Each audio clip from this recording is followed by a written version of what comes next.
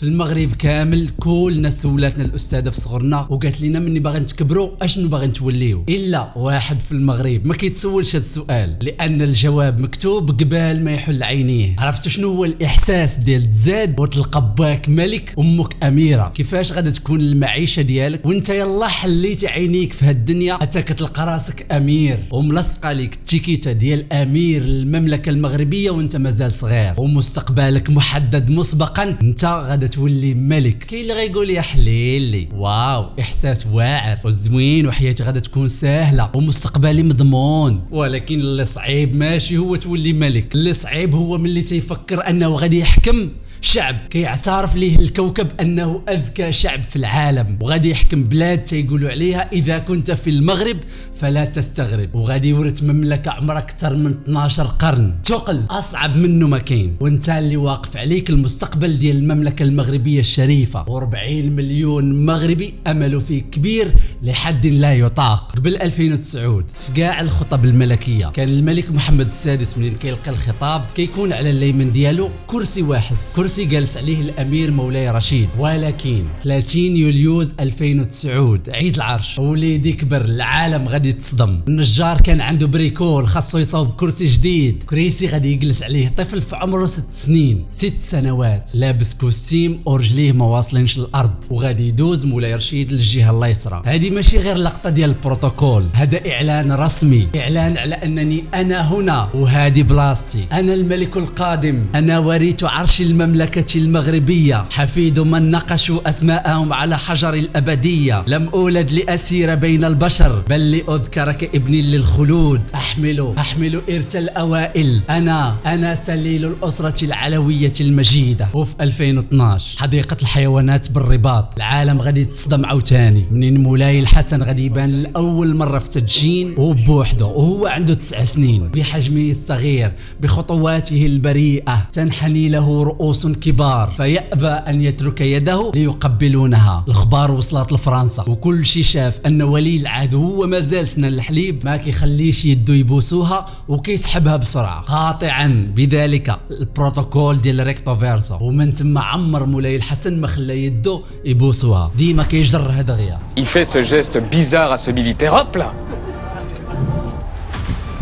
رمزيا هذه راه عنده واحد دلاله كبيره لمن شاء ان يفهم ما بين السطور، وحتى الا كانوا كيبان لك انه راه تيبوسوا يديه وراه ما تيبوسوهاش، هما في الحقيقه تيبوسوا يديهم لان الامير تيسحب يده بالزربه. ينمو ويكبر الامير مولاي الحسن حاملا خطوات جده بنفس الهيبه وباناقه عصريه، جسر بين ماض عريق ومستقبل واعد، هو زعيم القرن 21، كيضحك وكيبتسم في ولاد الشعب لكنه صارم مع المسؤولين. الأناقة والجاذبية خليني من هنيني، أما الكاريزما غير جدو الحسن الثاني الله يرحمه، والضحيكة والتبسيمة والدرافات والتواضع ناري غادي نهبل أنا. هو لا يتبع البروتوكول بل هو بروتوكول يتحرك في صمت، وحيث الملكية في المغرب ماشي غير نظام، الملكية في المغرب هي شجرة زيتون عمرها أكثر من 12 قرن، كل قرن كتبدل الأوراق ولكن الجذور تيبقاو، وهاد الجذور اليوم تيحضروا لنا وليد جديد، وليد هاز المشعل ماشي باش يبقى في ظل الماضي ولكن باش يفتح الباب للمستقبل. سيداتي سادتي، حلقة اليوم شكشفاتي في العلا، ولي العهد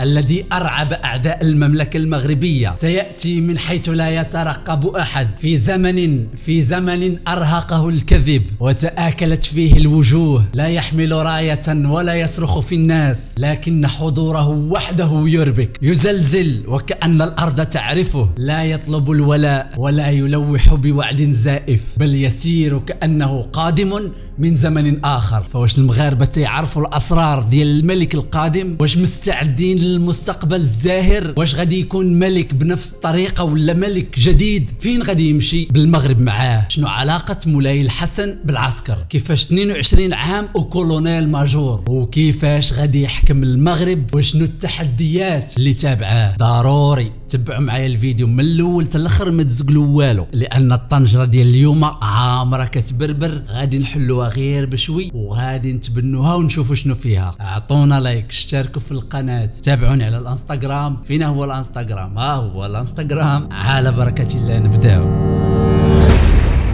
في المغرب كامل كنشوف ولي العهد مولاي الحسن دائما بدلة أنيقة وربطة عنق مضبوطة وابتسامة هادئة، ولكن فوق الصدر كاين واحد الشيء صغير في الحجم خطير في المعنى، واللي هو الجراد ديال الرتبة العسكرية. كلشي تيقول سميت سيدي، ولكن حتى واحد ما تيقول الكولونيل مولاي الحسن. شنو كتعني اليوم في العسكر المغربي كلمة كولونيل ماجور قدام اسم شاب تزاد في سنة 2003 وباقي ما كملش حتى ربع قرن ديال الحياة. اللقب ديال ولي العهد ورثه بالدم، ولكن الرتبة ديال عقيد ثم عقيد ماجور ماشي مجرد زواق فوق الكتاف. هذه لغة أخرى، لغة المؤسسات السيادية، لغة الثقة، لغة الرسالة اللي تيوصلها الملك لجيشه والعالم كامل بلا ما يبرقم بكلمة وحدة. منين كان باقي مراهق مولاي الحسن ما دخلش العسكر من باب التصاور في انستغرام، دخل من الباب اللي دخل منه جده الحسن الثاني وباه محمد السادس، باب ديال الزي العسكري، تدريب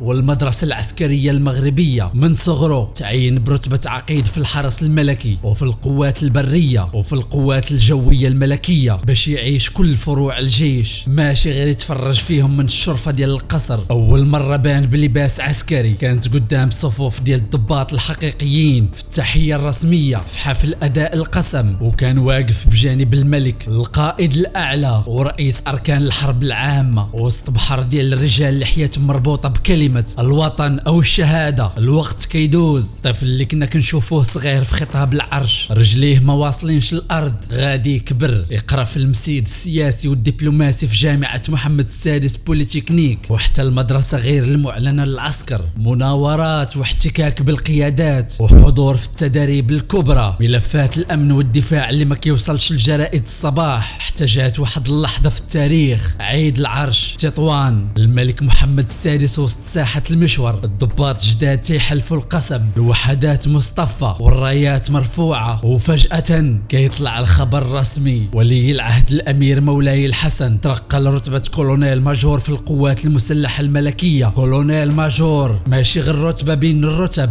بل هذه واحد العتبة اللي قريبة بزاف من عالم الجنرالات. هي الرسالة ديال ولي العهد ماشي غير وريث تاج، بل هو وريث القيادة العسكرية، وبأن الملك قبل ما يكون ملك في الدستور خاصه يكون جندي في العقيدة، قائد في الميدان وعارف بلاديان ديال الجيش المغربي. جدو الحسن الثاني كان هو اللي بنى النواة الأولى ديال القوات المسلحة الملكية، قاد المعارك وتحمل مسؤولية رئاسة الأركان وهو مازال أمير.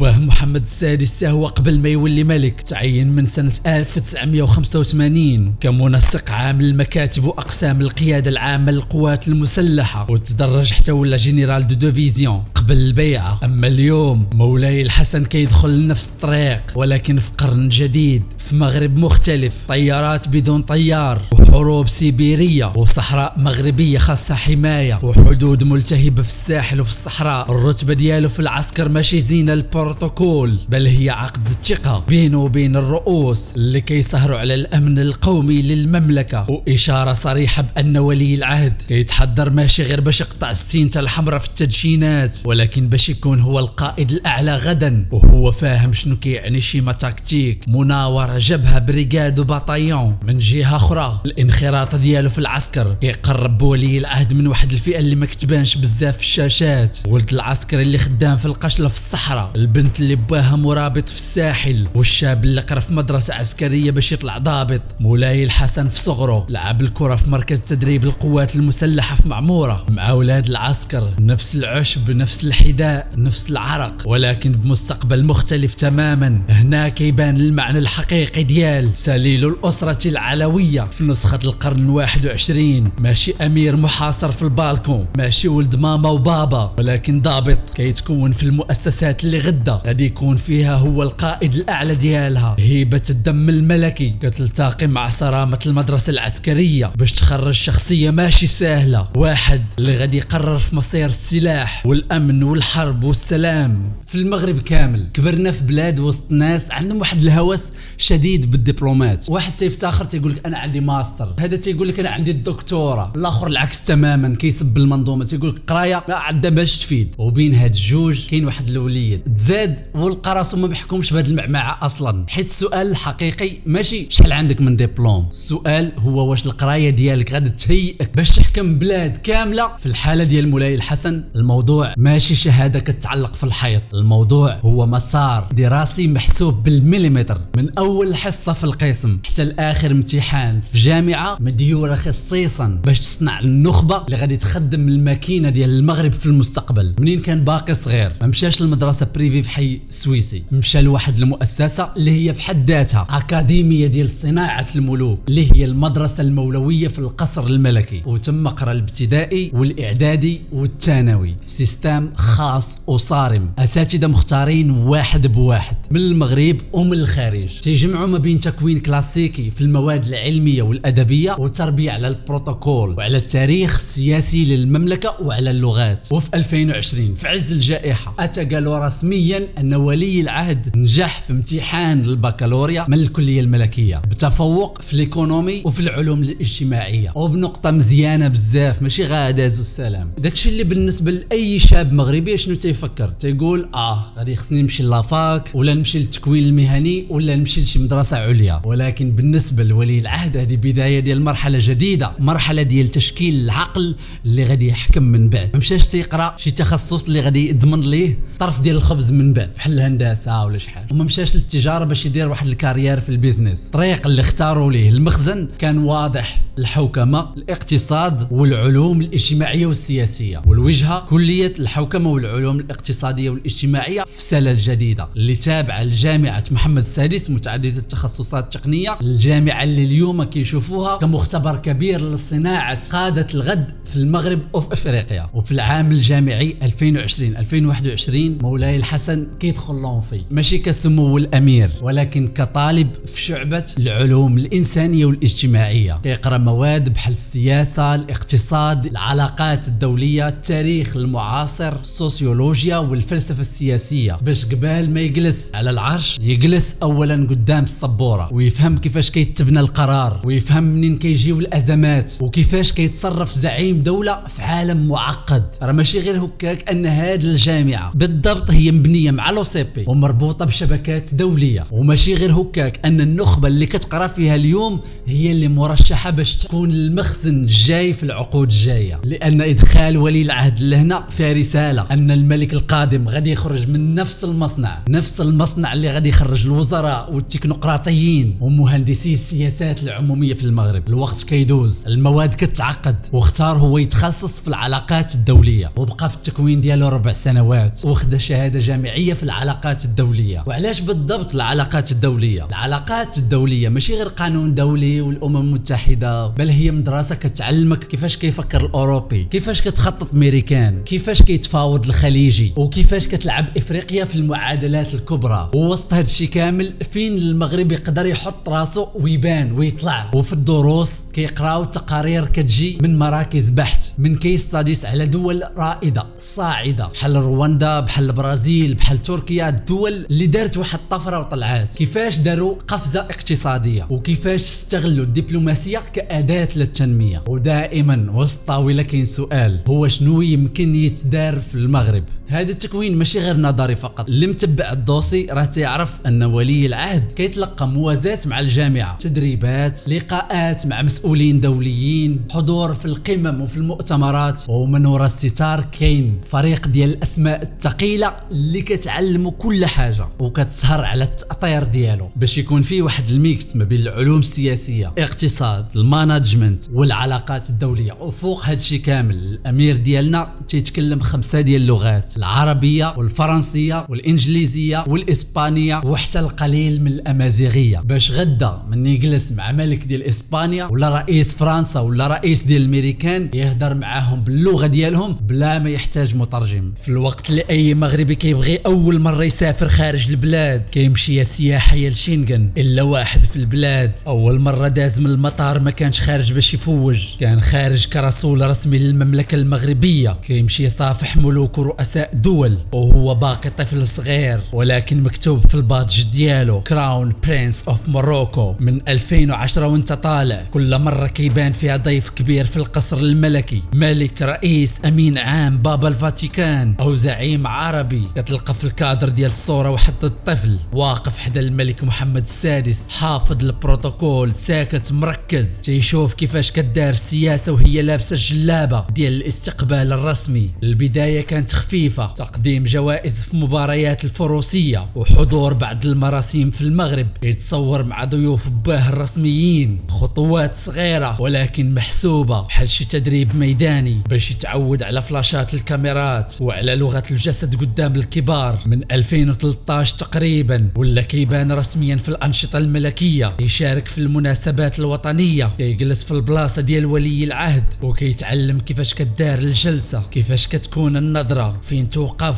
فاش تهدر وفاش تسكت. حتى وصل 2017 العالم كامل هدر ديك النهار، قمة المناخ في فرنسا، رؤساء دول وحكومات، ماكرون، غوتيريس، زعماء افريقيا واوروبا. وفجأة كيبان في الكادر واحد الشاب مغربي عنده 14 عام فقط، جالس في صفوف القادة ماشي في صفوف المرافقين. مولاي الحسن كان اصغر مشارك في القمة كلها، دخل القصر الإليزيه، تسلم الترحيب من الرئيس ماكرون وجلس في طابلة وحدة مع رؤساء دول كيقروا في مصير الكوكب. هذه ماشي غير رحلة بروتوكول، هذه رسالة للعالم أن الجيل اللي غادي يحكم المغرب حاضر في المعركة ديال المناخ من دابا. داز الوقت وولات الصور ديال مولاي الحسن مع زعماء العالم كتكتر، ولكن الفيراج عواج في 30 شتنبر 2019. الملك محمد السادس مريض، ما قدرش يمشي لباريس يحضر القناصة ديال رئيس فرنسا جاك شيراك. ويلي وشكون غادي يمثل المغرب رسميا في واحد من اهم الجنازات السياسية في العالم؟ ماشي رئيس الحكومة، ماشي وزير الخارجية، غادي يطلع ولي العهد بوحده، يمشي لباريس، يجلس في كنيسة سانت سولبيس وسط ملوك ورؤساء، ومن بعد يلتحق القصر الإليزيه، يضربوا الشوا مع الرئيس ماكرون والضيوف الكبار. داك النهار ما كانش غير سفر، كان أول مهمة دبلوماسية كبيرة خارج المغرب بدون حضور الملك. رسالة صريحة، الملك القادم قادر اليوم يمثل المغرب في المحافل الكبرى وهو مازال مراهق. من بعد الجائحة رجع حضور ولي العهد كيكبر تدريجيا، كيسهر مع الملك على استقبال نجوم الكرة من بعد إنجازات المنتخب، كيحضر افتتاح معارض دولية كبيرة بحال المعرض والمتحف الدولي للسيرة النبوية والحضارة الإسلامية في الرباط. في اللقاءات فيها مفتيين كبار وعلماء ومسؤولين من العالم الإسلامي، وهو اللي كيقطع الشريط. وفي الداخل كيمثل الملك في مناسبات رسمية، رئاسة فطورات احتفالية مع القوات المسلحة، إطلاق مبادرات اجتماعية، استقبال مبعوثين من دول عربية بحال السعودية حاملين رسائل من ملوك ورؤساء. ومولاي الحسن هو الواجهة اللي كتستقبل الرسالة وكتصنع الصورة وكترد الإشارة بأن الرباط، كتعرف مع من كتهدر. أما اللحظة اللي دوخات الجيران كانت في نوفمبر 2024، رئيس ثاني أقوى دولة في العالم شي جين بينغ خارج من قمة G20 في البرازيل كيدير وقفة استراتيجية قصيرة في المغرب،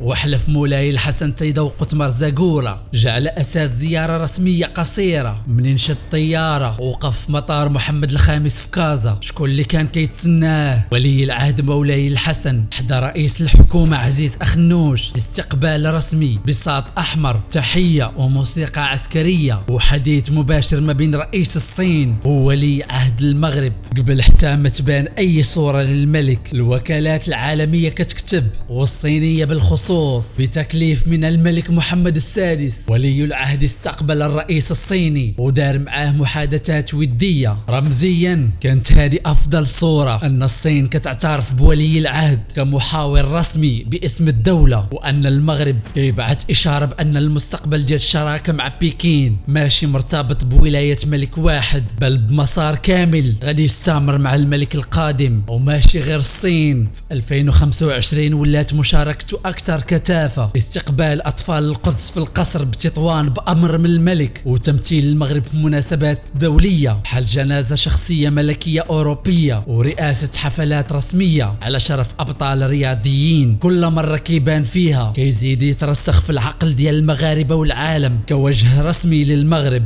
ماشي غير ولد الملك. ودابا تخيل معايا واحد النهار غتفيق تضربك الفيقه في الصباح، تحل التليفون تلقى البلاد كتغلي بخبر واحد: ادى صاحب السمو الملكي الامير مولاي الحسن اليمين ملكا للمملكه المغربيه. هذيك اللحظه ماشي غير تبديل في الالقاب، ماشي غير سميه تبدلات من الامير للملك، بل هذيك اللحظه غادي يتبدل السوفت وير ديال البلاد كامله. المغاربه اليوم اللي كيشوفوا مولاي الحسن في التصاور، في الفيديوهات القصيره، في المهام الرسميه، غدا غادي يفيقوا وغادي يلقاو ريوسهم كيتسناو كيفاش غادي يهضر في اول خطاب. انا بيدي كنتخيل كيفاش غادي يهضر، شنو غادي يدير اول عام، واش غادي يكمل الطريقه ديال باه وجدو ولا غادي يفرع الطريق وغادي يفتح تراك جديد للمغرب. لكن اكيد ان مولاي الحسن ما غادي يطلعش للعرش من فراغ، بل غادي يطلع وهو دايز من 3 ديال المدارس كبار. المدرسه ديال الهيبه الملكيه منين كان طفل ورجليه ما واصلينش للارض في خطاب العرش، ومن مدرسه العسكر الرتب العسكريه للاحتكاك بالجيش، الفهم ديال الامن القومي من الداخل، والمدرسه ديال الحوكمه والعلاقات الدوليه، في الجامعه، في اللقاءات مع زعماء الدول، في الملفات. ملك خارج من هاد 3 ديال المعامل مستحيل انه يحكم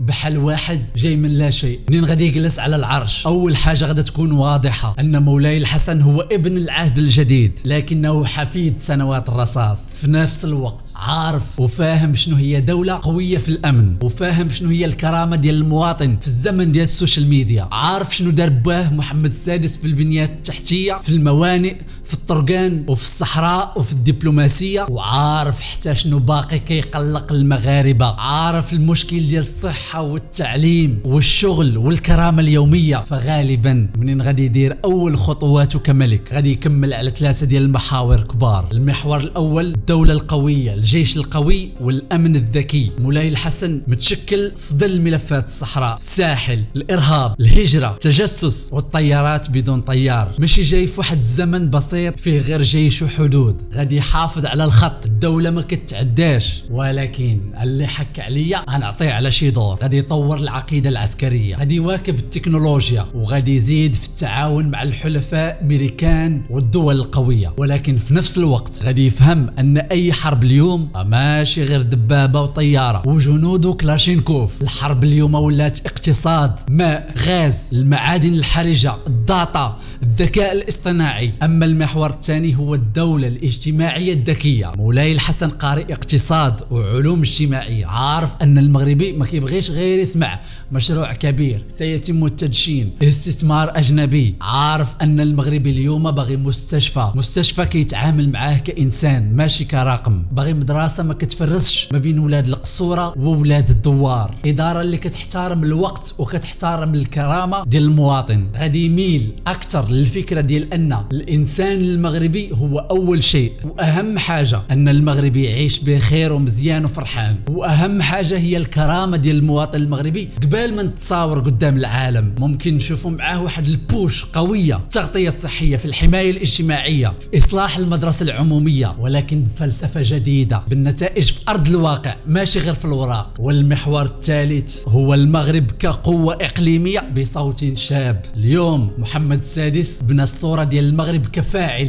هادئ ولكن واعر في افريقيا، في ملف القدس، في الهجره، في الصحراء. مولاي الحسن غادي يورث هذا الرصيد، ولكن غادي يزيد عليه حاجه جديده وهي الجيل ديالو. غادي يبان اصغر من بزاف ديال الرؤساء والملوك في العالم، غادي يهضر بلغات متعدده، غادي يكون واعي بالعالم ديال اليوتيوب وديال التيك توك، ديال الميمز وديال الفيك نيوز. يعني بخلاصه المغرب معاه غادي يكون عنده ملك كيفهم كيفاش العالم كيتشكل، وكيفهم حتى كيفاش الناس كيتاثروا. اما من ناحيه الاسلوب ماشي ضروري يكون بحال باه محمد السادس، ماشي ضروري يكون بحال جدو الحسن الثاني، يمكن يكون ميكست يجمع ما بين الهدوء ديال محمد السادس والحزم والصرامه ديال الحسن الثاني، ويزيد عليهم نفس جديد، النفس ديال الجيل ديال دابا، السرعه والبراغماتيه وفاهم اللعبه. منين غادي يحكم غادي يلقى راسو قدام جوج ديال التحديات كبار. اول حاجه شعب واعي، شعب موصول بالانترنت، شعب ما كيخافش يعبر، وشعب مهلوك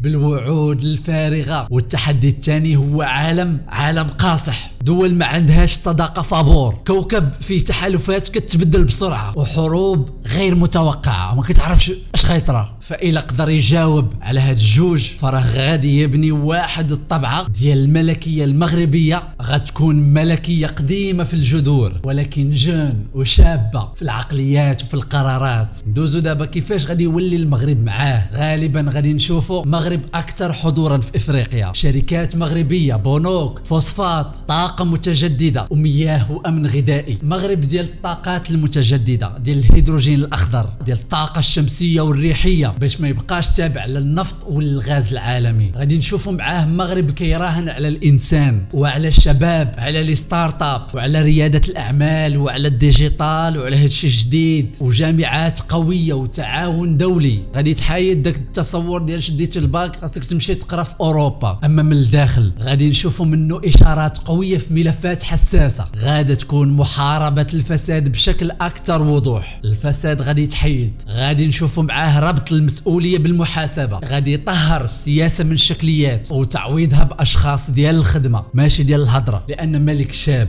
تخيل مربي وسط الذكاء ديال الدولة. ضروري غادي يكون فاهم أن أخطر حاجة على الملكية ماشي هو الانقلاب الكلاسيكي، لا لا لا، بل هو فقدان الثقة عند المواطن. هو من المواطن يفقد الثقة. هو ماشي غير أمير ديال القصر. مولاي الحسن هو أول أمير كيتحضر للحكم بلاد في عالم ما فيهش الرحمة، ما فيهش يما ارحميني، عالم ديال البيتات وديال الفيروسات، عالم اللي الدولة ما كتحميش غير الأرض فقط ولكن كتحمي حتى السيرفرز، كتحمي حتى داكشي اللي تحت الأرض وكتحمي حتى داكشي اللي دايز في الغمامة. عالم اللي الملك فيه ماشي غير قائد بل الملك هو حاجز الحماية ديال الأمة.